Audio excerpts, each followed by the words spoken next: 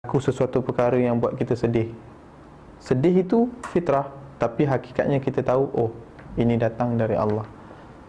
Jadi orang beriman itu, kata Nabi SAW, orang beriman itu indah hidupnya, ajaib hidupnya.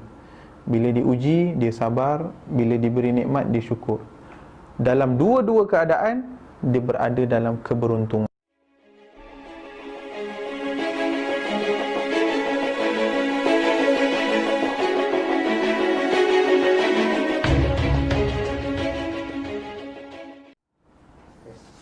Bismillahirrahmanirrahim. Alhamdulillahirrabbilalamin. Wassalatu wassalamu ala ashrafil anbiya'i wal mursalin wa ala alihi wa ashabihi ajma'in. Rabbi shrahli sadri wa yassirli amri wahlul 'uqdatam min lisani yafqahu qawli. Subhanaka la ilma lana illa ma 'allamtana innaka antal alimul hakim. Wala hawla wala quwwata illa billahil aliyil azim. Amma ba'. Ayuhal mu'minun ittaqullah usikum wa iyaya bitaqwallah faqad fazal muttaqun wa tazawwadu fa inna khairaz zadi taqwa wattaqullah ya ulil albab la'allakum tuflihun. Muslimin muslimat, hadirin hadirat, muslimin muslimat yang dirahmati Allah Subhanahu wa taala sekalian. Alhamdulillah kita bertemu dalam sesi perkongsian ilmu pada hari ini. Dan apa yang saya nak kongsikan sedikit dalam tempoh yang serba ringkas ini adalah berkenaan dengan hakikat keinsanan. Hakikat keinsanan. Muslimin muslimat yang dirahmati Allah Subhanahu wa taala.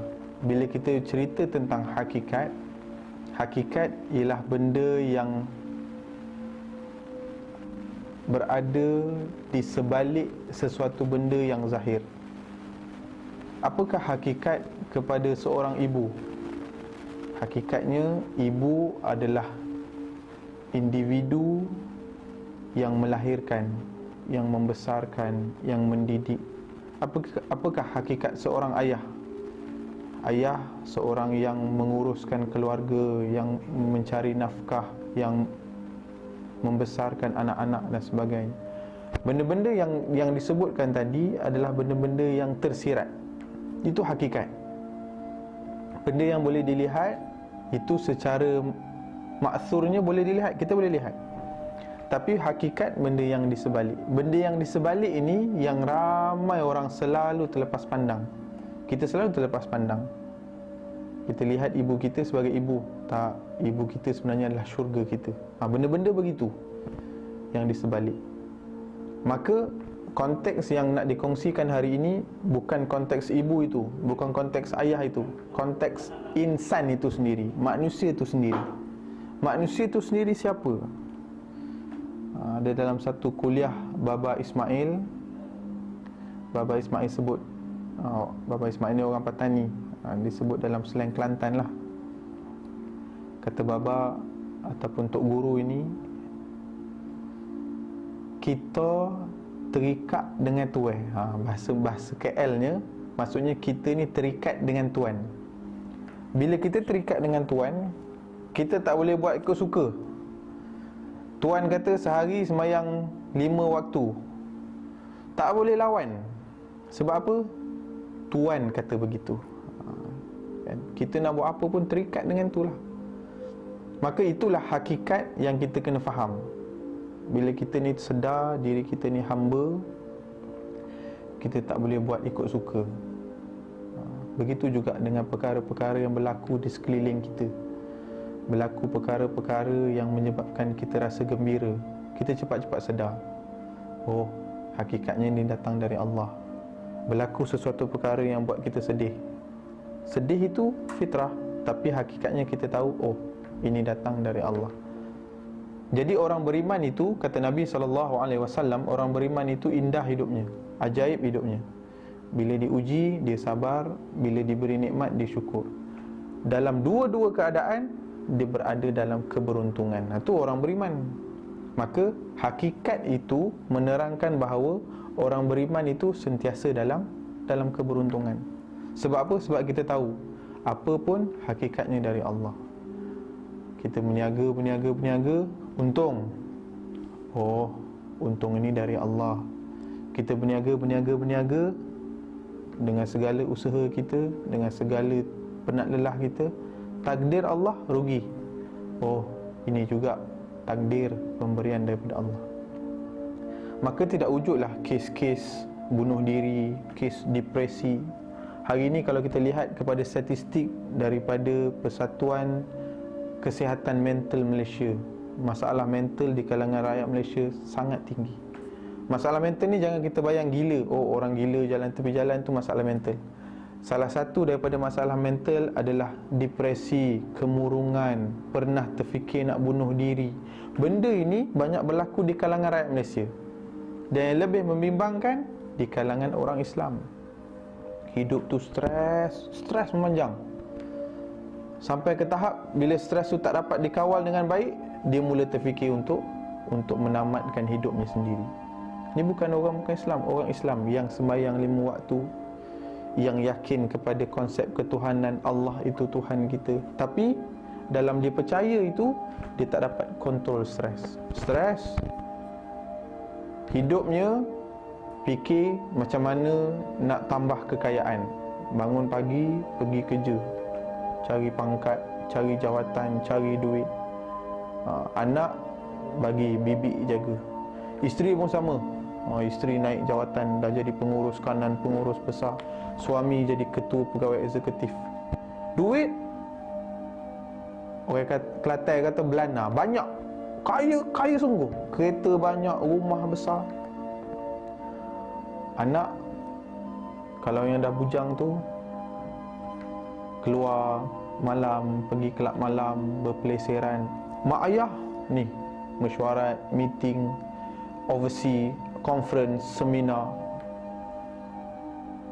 Hakikatnya mereka saja yang tahu. Kita yang di luar melihat, oh ini orang kaya, oh ini orang yang berjawatan tinggi, oh ini orang besar. Di sisi masyarakat dia orang besar. Hakikat apa yang dia rasai hanya dia dan Allah saja yang tahu. Dan orang-orang begini, bila dia jumpa dengan kaunselor, dengan pakar motivasi dalam sesi kaunseling dan sebagainya, keluarlah cerita, saya stres, saya rasa nak bunuh diri, saya rasa hidup saya tak ada makna. Bila kita lihat dia, awak kaya, awak ada jawatan tinggi. Tak, saya stres. Allah Subhanahu wa taala berfirman dalam Al-Quran, a'udzubillahi minasyaitonirrajim, ala bizikrillah tatma'innul qulub. Ketahuilah dengan mengingati Allah, hidup akan menjadi tenang. Sebab itu kadang-kadang kita lihat orang itu biasa-biasa saja, mungkin tinggalnya di kampung, pendapatannya pendapatan kampung saja, buat kerja-kerja kampung.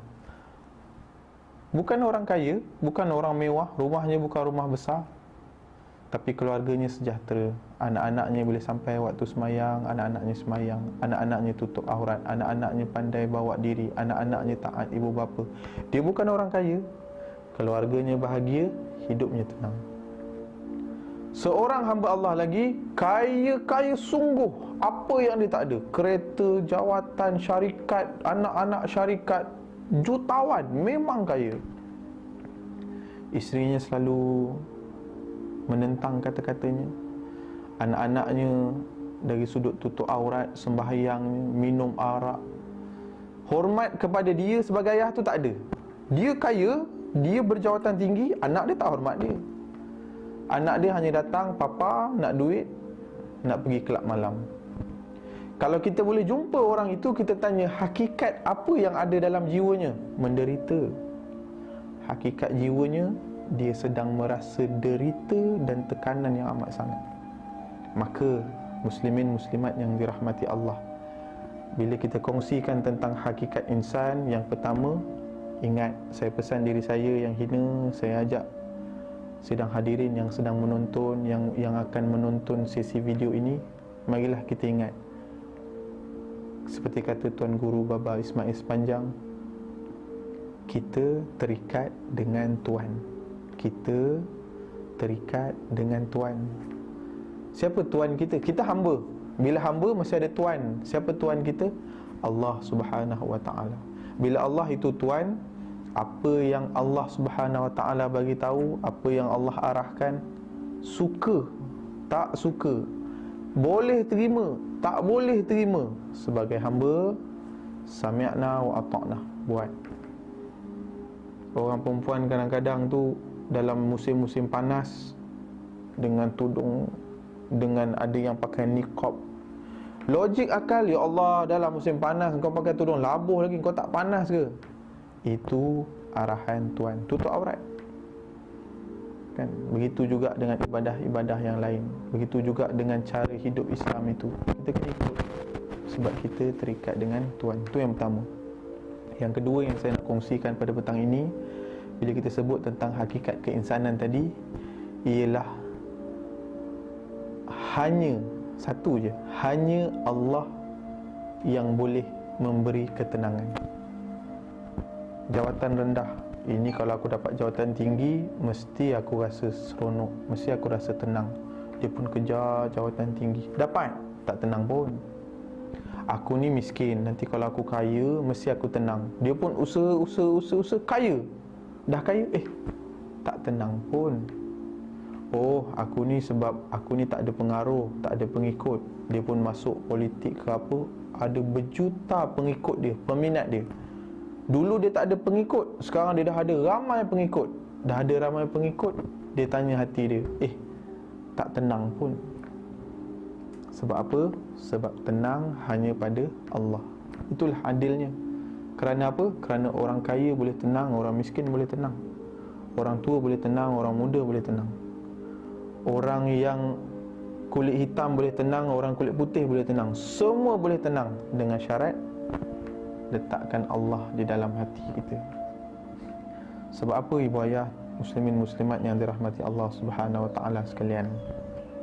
Kalau kita lihat kepada perspektif yang lebih besar, dunia hari ini sedang menuju kepada satu hari yang dipanggil Yaumul Qiyam. Kita duduk ujung dah. Dunia ini dicipta daripada Allah. Nabi Adam dihantar ke dunia, bermula perjalanan kehidupan dunia ini. Nabi Adam, Idris, Nuh, Hud, Saleh, Nabi-Nabi alaihimassalam itu telah ada, telah datang, telah wafat. Sampailah Nabi terakhir penghulu, Sayyidul Mursalin wal Anbiya wal Mursalin, Nabi Muhammad SAW telah datang dan Nabi juga telah wafat. Perjalanan kehidupan dunia itu sudah bermula dan sudah berlaku dan sudah datang para Rasul dan para Nabi. Kita ditakdirkan Allah hidup di hujung zaman. Nak tak nak, mahu tidak mahu, kita kena jaga diri kita untuk menghadapi dunia akhir zaman. Dunia akhir zaman ni Nabi beritahu lama dah ciri-ciri dia. Ciri-ciri dunia akhir zaman ni, arak di mana-mana, zina di mana-mana, bunuh di mana-mana. Umat Islam itu ramai tetapi tidak ada nilai, diperkotak-katikkan. Nabi sebut lama dah. Untuk apa? Ciri-ciri umat Islam akhir zaman. Takdir Allah, kitalah umat Islam akhir zaman. Tengok hari ni macam mana orang Islam, bagaimana Islam itu ditekan.